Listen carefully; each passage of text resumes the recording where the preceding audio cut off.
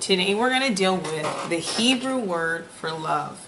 I have the screen today because I'm going to do a wee bit of writing so that you can see what this love actually looks like. So, the Hebrew word for love is ahav. So it looks like this. Aleph, Hey, Bet. The word ahav.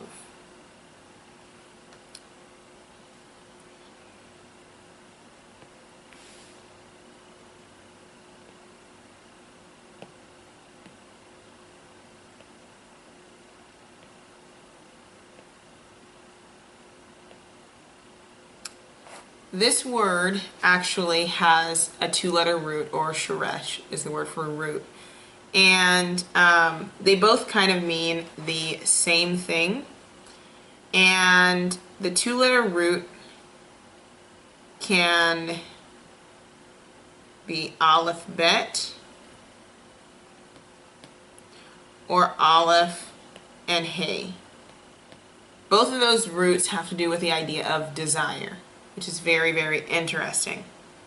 Okay, before we go deeper, let me give you the numerical value and the meaning of each of these letters. So, numerical value of aleph is 1. The numerical value of bet is 2. And the numerical value of hey is 5. Okay? So we have that laid out right now.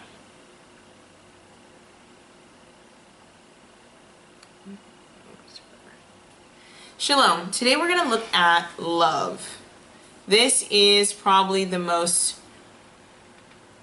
overused and not correctly defined word probably definitely in the English language, and even from westernized Hebrews to another. So we're going to take this Hebrew word and this English word and give it back its original definition according to the way that Yah intended for it to be used. In our lives, we want love. And there's always this feeling of lack or incomplete relationship when it's not being given. But we actually really don't know what's missing. Some of us attribute it to not caring enough or not spending enough time. And while all these things are valid, it boils down to a deeper and much more concrete meaning that can actually be fixed. Once we know the concrete definition of a word, then we can align ourselves to that definition, especially when it comes from Yah and it's so important to Him. Yah literally calls Himself love. And so we're going to actually understand why and how He does this, and by definition, why it makes sense. So the root word for love is aleph, hey, bet. Word is ahav. And the first picture is an ox, or power or strength. So aleph obviously represents a strong leader or a powerful one. So we get al, or el comes from, uses that word aleph. Hey is lo, behold, the. It also has a meaning when it is attached to other words, because it can be breath. It could be breathing forth something into another. And then bet is a house, a nomadic tent floor plan, or a womb. Okay, so we're going to see all those things working together. First thing we're going to look at is the aleph. The numerical value for aleph is 1. So you can see it over there. And the numerical value for bet is 2. Now, I'm going to give you the definition of hey before I give you its numerical value. So the place where we get the definition from hey comes from the first time that it's mentioned in the root So the first time, it is the first letter of the root of a word. And that first time actually takes place when Yosef or Joseph tells the guards or the people when he's in Egypt to give bread to his or give grain to his family.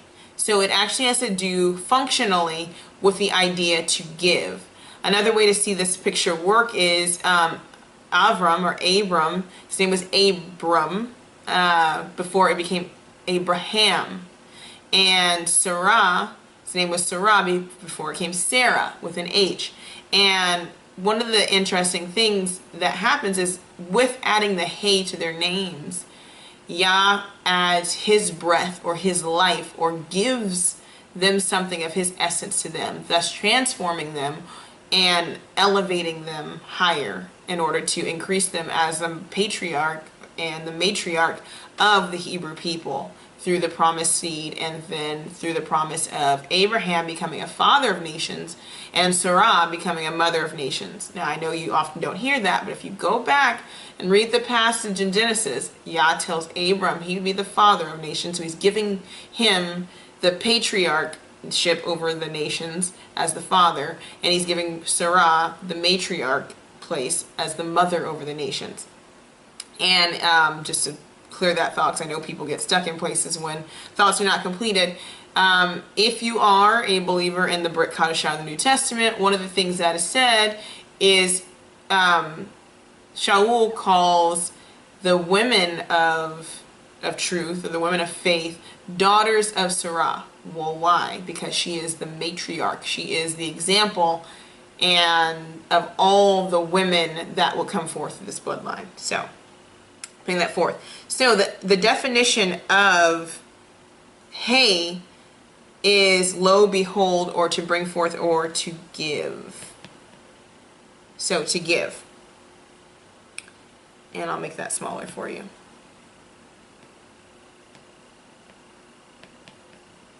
So the easy definition for love, so ahav, is when one, a singular, or the one, or the aleph, or the strong leader, and in a more general sense, when the head of the family gives to two. So when the head of the family gives to two. So when the head of the family gives to the house, when the head of the family gives to the womb or to the woman.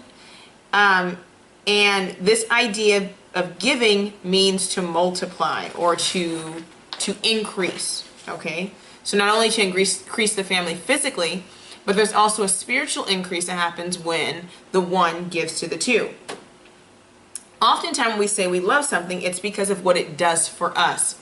Well, this definition of love completely dispels the idea that love then comes forth only when someone does something for us, because the definition of love is a person giving to another, and more specifically, Yah giving to his family or to his house, a husband giving to his family or to his house, a mother giving to her family and to her children and to the seed of the house.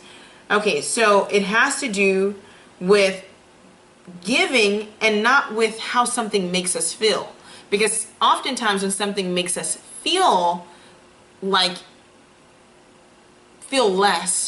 then we obviously give less. But that's not how it works in Torah. What happens is that we give because it's actually multiplying and growing the family. It's not all dependent upon us. So in Hebrew, love should not wax cold, but it should always increase, because the increase of love has to do with the giving. If ever love stops being a functional part of the relationship, it's because the giving has stopped.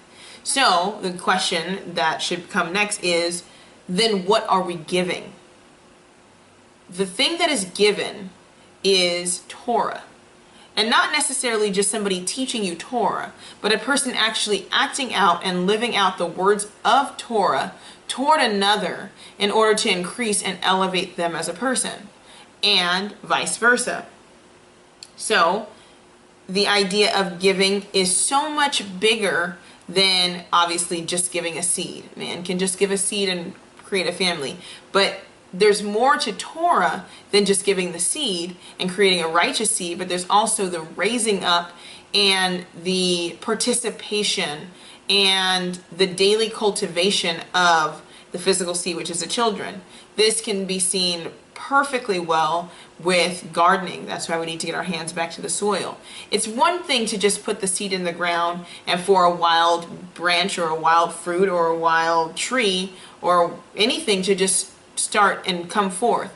But it's another thing to diligently handle and weed and pick through and be consciously involved in the relationship process with the ground between the husbandman and the soil in which it's sowing in.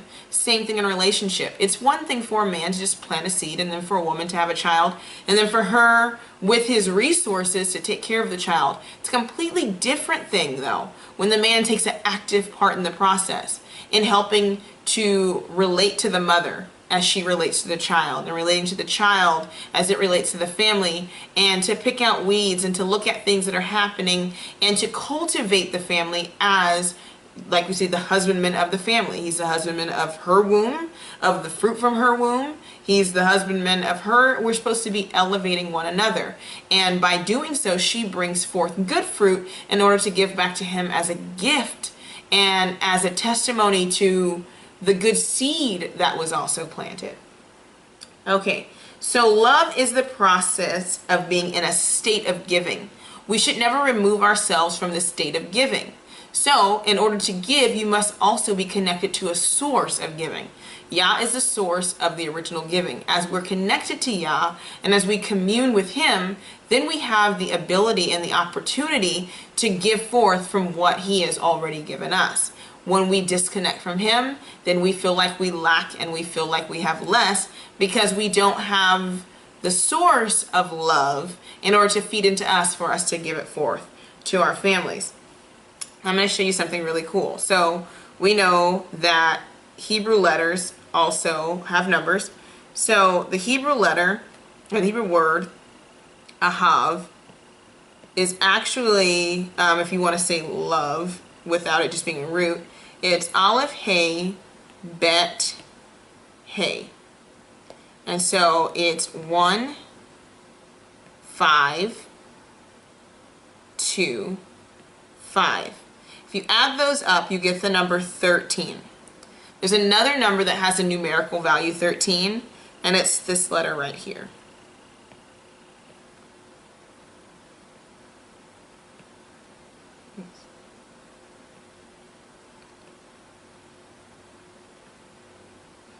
And so it looks like this: 1,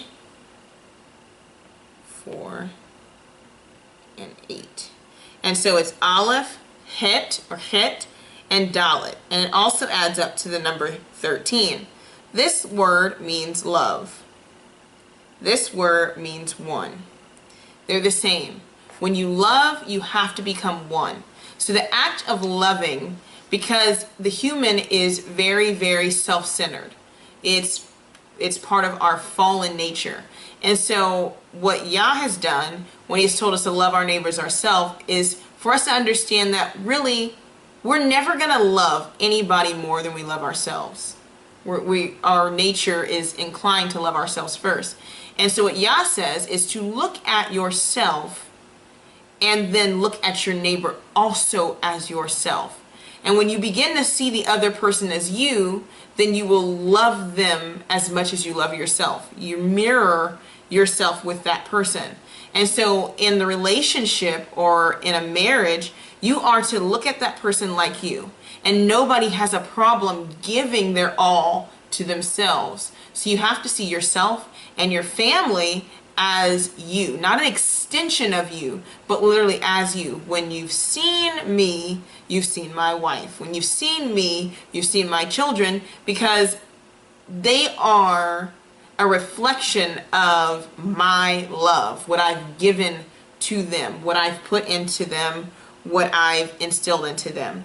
So Ahad is 13 and Ahava is 13, and they both represent this idea of love and unity within a family and within a relationship. So now that we know what love means, it'll be easier I believe with this concrete definition to move forward and to love by giving, to love in order to multiply, to give according to Torah, not what we feel like a person needs or what we feel like they don't need. We don't withhold Torah and the admonitions and the statutes and commandments of the relationship and of functionality and of unity from one another. We give it freely so that that person then becomes not only a reflection of us, but a reflection of the Torah and of Yah that's been poured into them. I hope that this helps you. It definitely helped me, spoke to my heart and to my life. And as we love, not only within our own family, but within our Hebraic community, I pray that we are able to see each other not as just loving our neighbor as ourselves, but literally that my neighbor is me, because not only are they a reflection of the giving of Yah that he's put forth into them, but they should also be a reflection of me as I live out Torah in my life. Shalom, shalom.